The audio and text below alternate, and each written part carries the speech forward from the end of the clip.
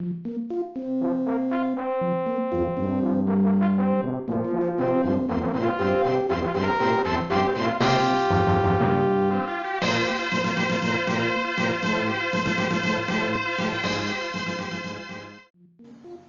one and all, to this truly splendid occasion.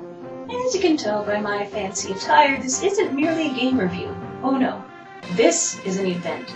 Prepare yourself for wondrous sights, beautiful music, and even a little philosophy as we examine Actraiser, a unique and highly enjoyable game for the Super NES. Actraiser was made by Enix before it became Squeenix and released in North America in 1991. In this game, you play God. No, really, you play God. Throughout, your character is referred to as the Master. Please stop thinking of Manos.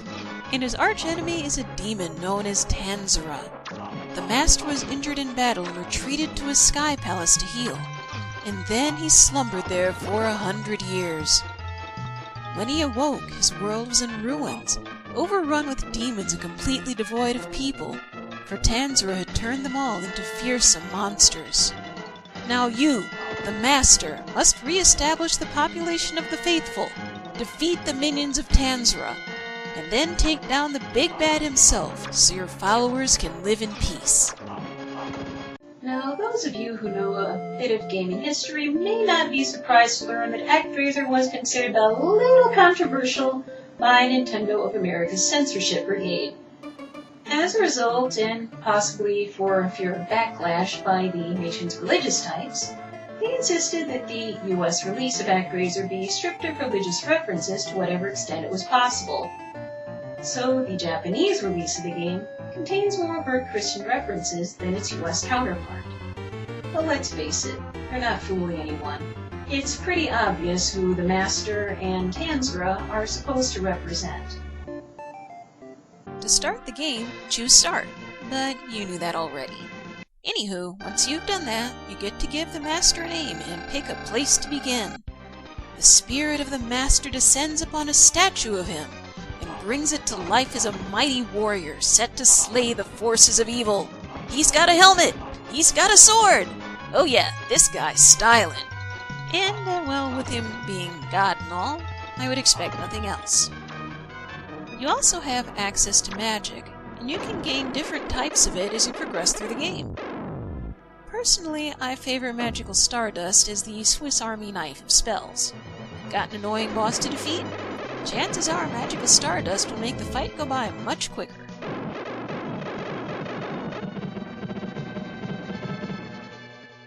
You want to keep an eye on your spell supply, though, since you can only use your magic a limited amount of times. After you defeat the boss of the first act of a stage, you move on to the second part, Simulation Mode. This part might seem slow to some, and the sequel avoids it completely, but I think it gives you a sense of personal investment, a chance to feel connected to the people you're fighting for. In any case, the Master sends 2 humans down to be fruitful and multiply, I guess. Notice that all the new citizens come out of the temple. I'm not sure I want to know what their worship practices are. In Simulation Mode, we guide the Master's angelic servant, who, luckily for us as well as the populace below, is not anatomically correct. The angel serves a few functions here, but the most noteworthy one is slaying demons. There are a few different types, and each has its own special means in making the Master's followers miserable.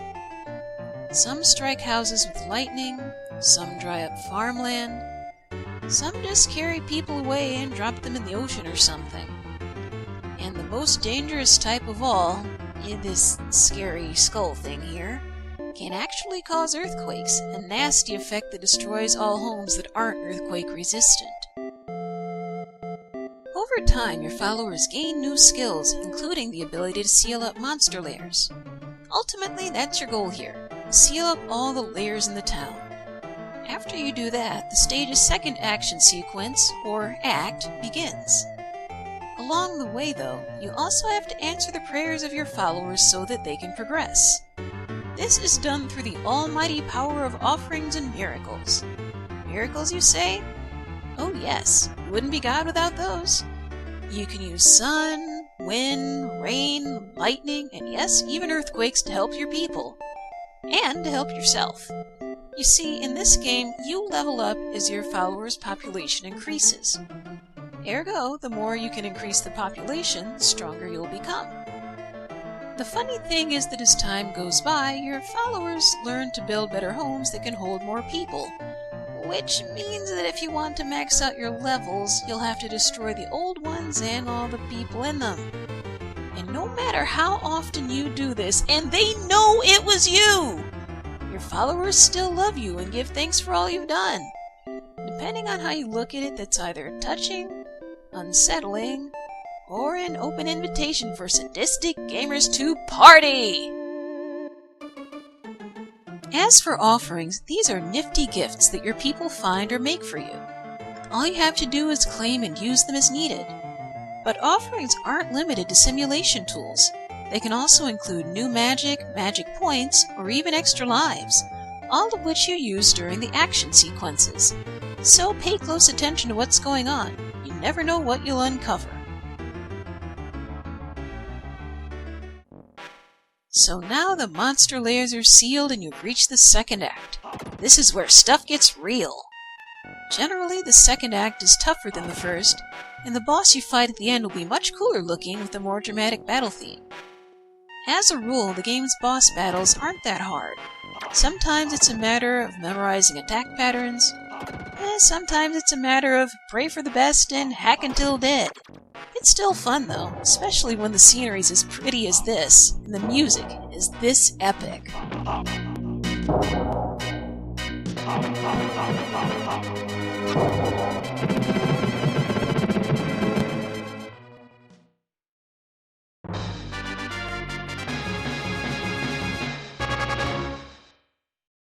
The music. Oh, the music. There's no way I can review Actraiser without drawing special attention to its soundtrack, which was composed by Yuzo Koshiro, the same man who composed the soundtrack for Revenge of Shinobi and parts of Ace 1 and 2. For me, in Actraiser, the music is really what makes the game. Now, most people choose Fillmore as their first stage, and boy does that theme draw you in.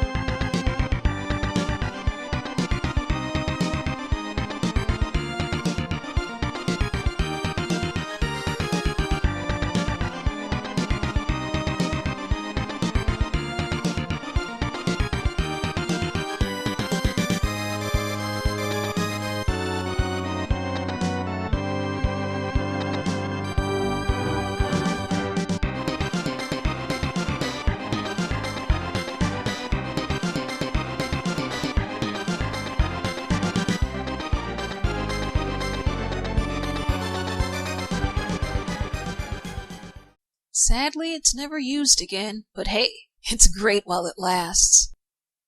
And interestingly, Simulation Mode offers up one of the game's most recognizable tunes. It's a theme composed for a man who died alone in the desert, and you use it later on to end a war.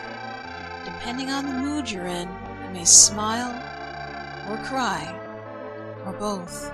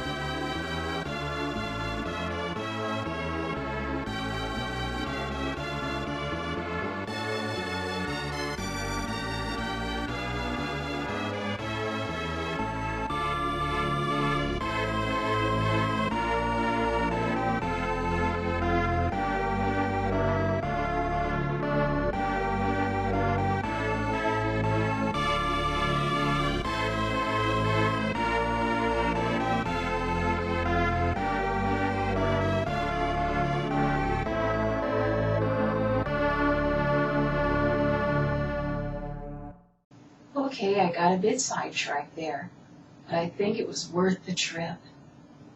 Besides the lovely music, this game boasts an impressive amount of scenic variety. As you journey through it, you'll encounter harsh deserts, steaming jungles, temples devoted to demons, and much more. A feast for the eyes that goes quite well with the fine wine of its songs. You'll also find this annoying stage. Oh man, I learned to hate lava. Once you restore the world's 6 lands, Fillmore, Bloodpool, Cassandra, Atos, Marana, and Northwall, and purge them of evil, it's time for the final showdown. But first, you must take on the Act 2 bosses from all the previous stages. I love the way this is set up. I mean, look at it. If this doesn't say Epic Final Showdown, I don't know what does.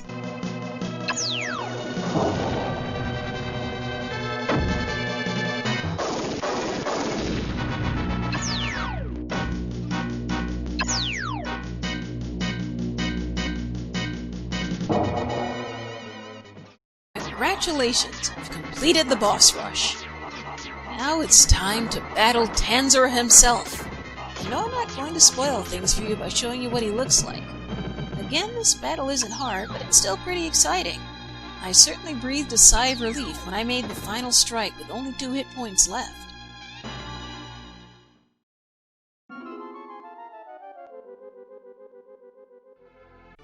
The reward for finishing this game is kind of bittersweet. The world is safe, the people are happy, you look down on your handiwork and smile at what you've accomplished. But now that everyone is happy, they don't need the Master's help, much like kids who have grown up and established lives of their own. Another nice thing about this game is that it makes you think, but it doesn't force you to think if you're not in the mood.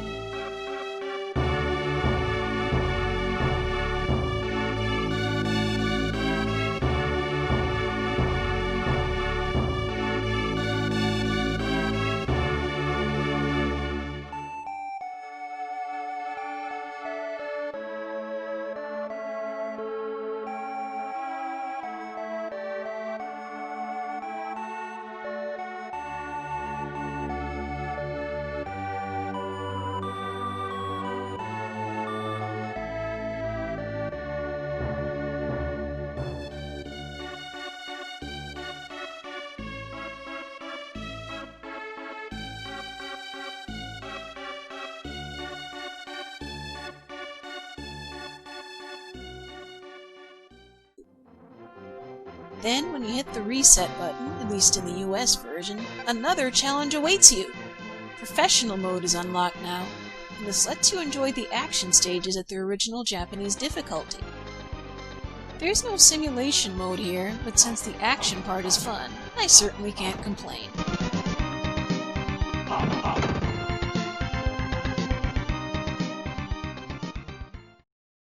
So there you have it. Glory that is Actraiser.